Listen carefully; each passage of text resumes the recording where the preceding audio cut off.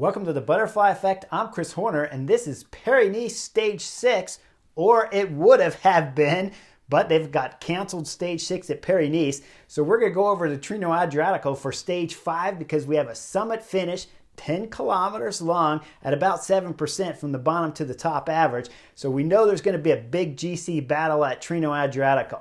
Now, Gentle George has asked me in the comments, how does the rest day affect the riders when we're talking about getting into the next stages, the last two stages of Paris-Nice?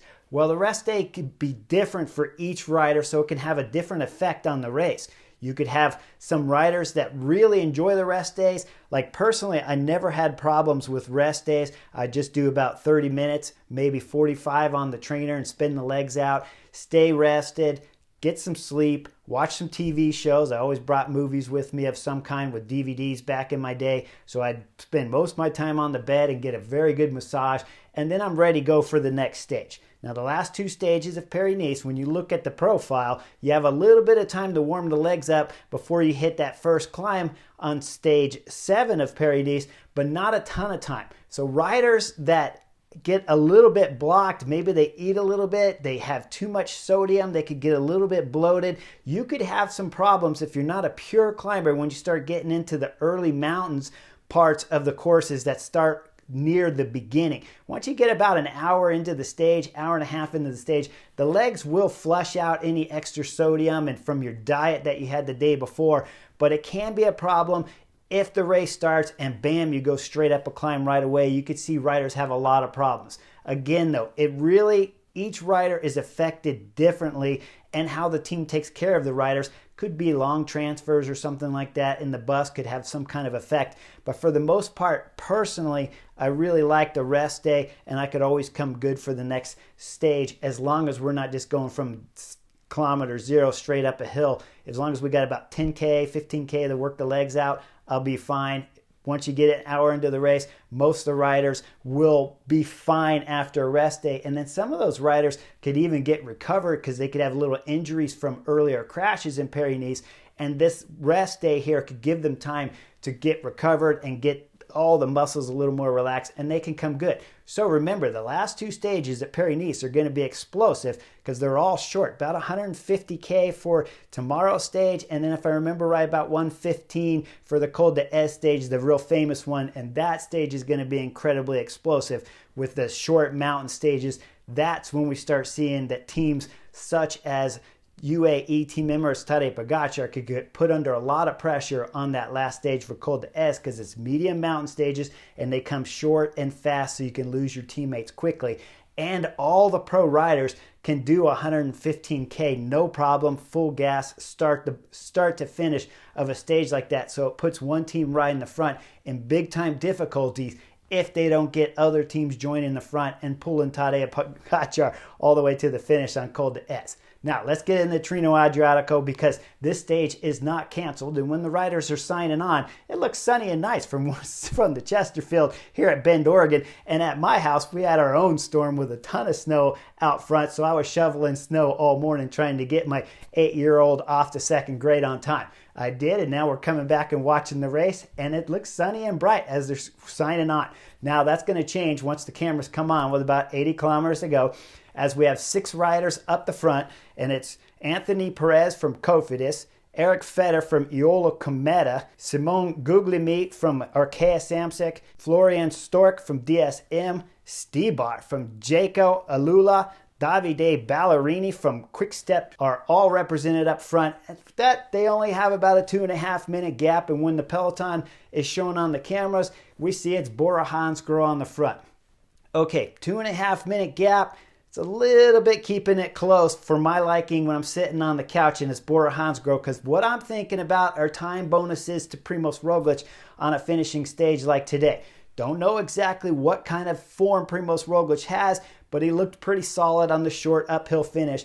And what I always found throughout my professional career, when I started my season at Tirreno-Adriatico or Paris-Nice, which is normally the way I like to start my European campaign, is at either one of these two big stage races. I don't like racing before, so when I see Primoz Roglič arriving here at Tirreno-Adriatico, personally I'm thinking no big deal. This is the way I did it in my career. If you're ready to go by this late into the racing, you should be ready to start climbing well and perform on this last big summit finish here for stage 5.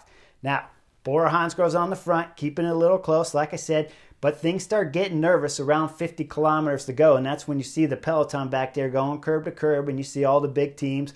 Bora Hansgrohe up there, Jumbo-Visma's up there, so we know things are going to start getting excited. Now the road starts to narrow, and we start going into about 45 kilometers to go. As the road starts going up, this is when we see Ineos start putting together their plan A here for Tirreno-Adriatico. They start riding the front. We start seeing a few guys suffering off the back, but nothing too big. And with the rain and the storm that was coming into effect early when the cameras came on with 80 kilometers to go, now it's looking drier out, but getting crazy windy. This moment, the wind is blowing at about 40-45 kilometers an hour, and we'll see up front, as they start to descend, Googly Me is going to have all kinds of problems coming off the back of the brake because the wind is blowing him almost off the road as he has to clip out of his pedals. Now, he'll start chasing back on, but he's not going to see the front of that brake. It won't matter much anyways because Bora Hansgrohe, and now with Ineos chasing full gas, they're bringing that brake back. The whole brake will get brought back with about 30 kilometers to go with Ineos still on the front riding full gas up there. Now, as we start getting to the top of the climb, it's Movistar that's popping on the front. They got 4 or 5 riders up there riding full gas because they believe and Enric Mas putting on a show on this last and final climb here at Tirreno-Adriatico. They go down the descent, and you start seeing some more splits in the Movistar train back there because whenever you're doing these kind of speeds and the winds are blowing at 45 kilometers an hour, guys are uncomfortable, and especially the smaller guys, they're getting blown around all over the place. So you see the 2 Movistar riders up front, they look back when they realize it's Enric Mas that's getting gapped off from them. They'll slow down, they'll pick up their leaders, and then they'll continue to go full gas all the way into the start of the final climb with about 10 kilometers to go. As the road starts to go up, Bora Hansgrohe hop on the front, and it's Nico Dins up there having a fabulous ride here at Tirreno-Adriatico. Let me remind you guys, he's not a full climber. When we start this last climb, though, it's a block headwind, and as the climb goes up, so will the wind start blowing harder. They're posting 65 kilometer an hour winds at the top here on the end of Tirreno-Adriatico. With that in mind, it's going to keep the peloton going quite a bit slower, and that's why we see every time when the camera shows the peloton, we're talking about 60 riders back there with Bora riding the front. Now, Bora, they don't need to go full gas because they already have the blue race leader's jersey at Tirreno-Adriatico with Leonard Kamna wearing it. They got Vlasov that's riding good, and of course, Jai Hindley, the Giro d'Italia winner from last year. They got 3 players up there, and Nico Dins will do a solid job to about 6 kilometers to go as it's UAE Team Emirates that get on the front with Davide Formula. Formula, we see him on the radio, and all of a sudden his teammates all arrive at the front, and he starts going full gas. Doesn't pull for too long for Formula. Probably about 700 meters, he'll pull off, and then George Bennett will take over. With George Bennett on the front, he'll pull to about 5 kilometers to go, and this is when we see the first major attack, and it's going to come from Bahrain victorious Damiano Caruso, who was second at the Giro d'Italia a couple years back. With that attack from Caruso, he starts getting a gap, and you look back, it's George Bennett back there, but the gap just keeps getting bigger and bigger up to Caruso, as now he's getting up to about 15 seconds. Now we start seeing a little bit of games in the back. We'll see Wilco Kelderman get on the front for Jumbo-Visma, but he's just going from the left side of the road to the right side of the road, back to the left side of the road, and it's causing all the guys behind just a little bit of chaos as they're swinging from side to side. Now, the reason this is happening is because the wind is blowing so hard that nobody wants to take the front because you have to do 100% effort at the front, and the guy sitting on your wheel are probably doing 50-60% the effort of the guy pulling on the front. So Wilco Kelderman doesn't sell out 100% on the front, and then we'll see Jai Hindley come back. Now with Jai Hindley on the front, he's not interested in pulling back Damiano Caruso because Caruso's 45 seconds down on the general classification. So if they can give away the time bonuses, this is a fantastic strategy for Bora Hansgrohe to keep any kind of time bonuses away from Primož Roglič, who won yesterday's stage finish here at Tirreno-Adriatico. Now, every time when we start seeing the next attack, it's going to come from Almeida, from UAE Team Emirates, but the same MO. A lot of swerving from back and forth, left to right on the road, and so they're not making any gains on Caruso. Caruso's time gets up to about 20 seconds, and then we see Jai Hindley back on the front. Now, next rider that's going to get on the front, Sean Quinn from EF Education, the American rider. First time I've been able to call his name out here. Now we start getting under 1.5 kilometers. We're going to see a big attack from Enric Mas because the time gap up to Caruso is at 23 seconds and we're getting near a K to the finish. With this attack from Enric Mas, he's got some company. It's Ciccone from Trek Segafredo on his wheel and Santiago Buitrago, who's Bahrain victorious. Let me remind you, up front, Caruso's Bahrain victorious. So while I'm sitting on the Chesterfield, this is looking pretty good if you're Bahrain victorious director in the car, because you know if Enric Mas catches, Santiago Buitrago can put in a big acceleration.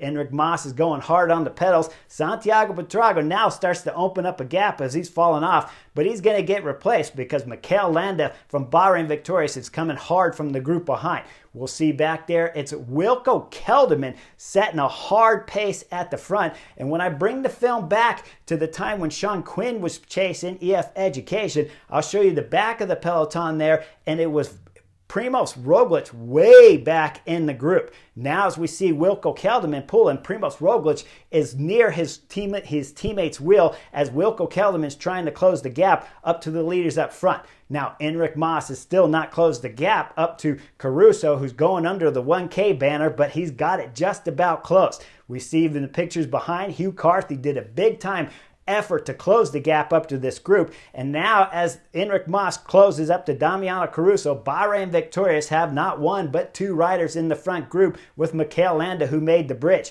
Ciccone's there, Enric Mas, of course, who closed the gap, and Hugh Carthy. Now, as we start seeing Enric Mas on the front pulling, he's not getting much help from behind. And with about 400 meters to go, Wilco Kelderman closes the gap for Primoz Roglič. Now, we'll see Hugh Carthy, EF Education, put in a massive acceleration. He's got Wilco Kelderman from Jumbo-Visma locked near his wheel. Primoz Roglič is starting the acceleration, and this is when we're starting to see some life out of Primoz Roglič. Throughout this whole climb, he's been carefully hidden in the group, getting solid amounts of draft and saving energy all the way up this climb, while Wilco Kelderman has looked after him perfectly to close any gaps that have opened. Now, with Hugh Carthy throwing the acceleration, we see Primoz Roglič solid, and you start wondering if the Slovenian can win back-to-back stages. Hugh Carthy, that group will slow down, and then Santiago Buitrago will take over the front as we're nearing about 125, 75 meters to go. And once we come up to the bend, the final bend that'll take the riders to the straightaway to the finish, it's going to be Jai Hindley, Bora Hansgrohe that throws an acceleration to the right side of Santiago Buitrago. And then on the left, we see the big-time acceleration from Theo Gegenhardt. Theo Gegenhardt's got Ciccone there and Primoz Roglič about third wheel. As they come out of the bend, all of a sudden we're going three wide. It's Primoz Roglič, Theo Gegenhardt, and Ciccone all lined across the road. As we come into the finish, Primoz Roglič does one more acceleration to win back-to-back stages here at Tirreno-Adriatico, with Ciccone second and Theo Gegenhardt third on the stage. Now, with this win for Primoz Roglič and the time bonifications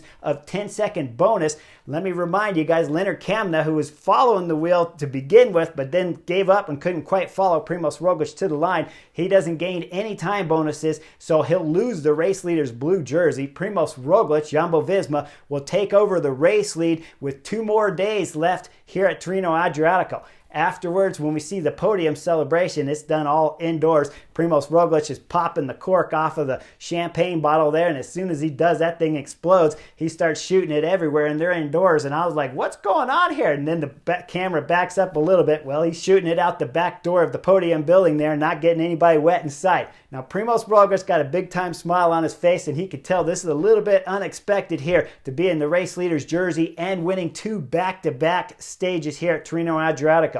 Tomorrow's stage 6 of Tirreno-Adriatico, very interesting stage, and these are the kind of stages that could be really dangerous for teams riding the front, because a lot of the peloton could do these explosive hard stages, and so Jumbo-Visma got to do a solid job of looking after Primoz Roglič on tomorrow's stage. Now, today's stage was a bit interesting tactics when we're talking about knuckleheads out there, because of course we saw Ineos riding on the front, Movistar riding on the front, but it's a really difficult situation here on today's stage when you see those teams on the front, because you don't know exactly where Primoz Roglic's form is. I know he just got done winning yesterday, so you would think 100% Primoz Roglič and Jumbo-Visma should be on the front.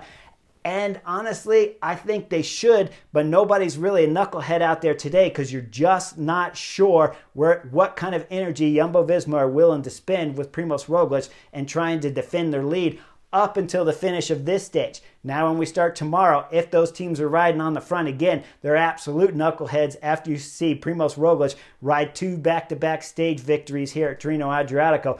But today is a little bit different. The details have a little bit changed, all because Primož Roglič just really shaved his legs for the first time after his win on yesterday here at Tirreno-Adriatico. So today's stage, no knuckleheads out there, but I got to bring out one thing about Primož Roglič. There has been some changes in the way he's racing his bike here at Tirreno-Adriatico versus years past where it was just force on the pedals and just dominate everybody with pure force. Now you're seeing yesterday's win where he backed off the throttle just before the little dip to the line to let other riders take the front. That's a tactical, brilliant move. You look at today's stage with the wind being so hard on the headwind and him always hiding out in a solid position with Wilco Kelderman there, the faithful lieutenant, to look after him. His tactics have been spot on for yesterday and today and been brilliant. I don't believe I've ever seen Primož Roglič put together 2 back-to-back stage tactically so great as I've seen here at Tirreno-Adriatico. So it's going to be fun watching how Jumbo-Visma handle tomorrow's stage while they're in the race leader's jersey here at Tirreno-Adriatico. But so far from what I've seen from Primož Roglič, everybody that's going to the Giro d'Italia better worry because the guy is on form and tactically he seems to be racing better than I've ever seen him throughout his whole career, especially here at Tirreno-Adriatico. Make sure you guys like and subscribe, and I'll see you on the next edition real soon. And hopefully, Paris-Nice is back to full strength for Tadej Pogačar and Jonas Vingegaard's big-time battles there. And then, of course, here at Tirreno-Adriatico, I'll do what I can for Primož Roglič and his Jumbo-Visma squad to cover what should be a spectacular stage tomorrow. Like and subscribe, and I'll see you soon.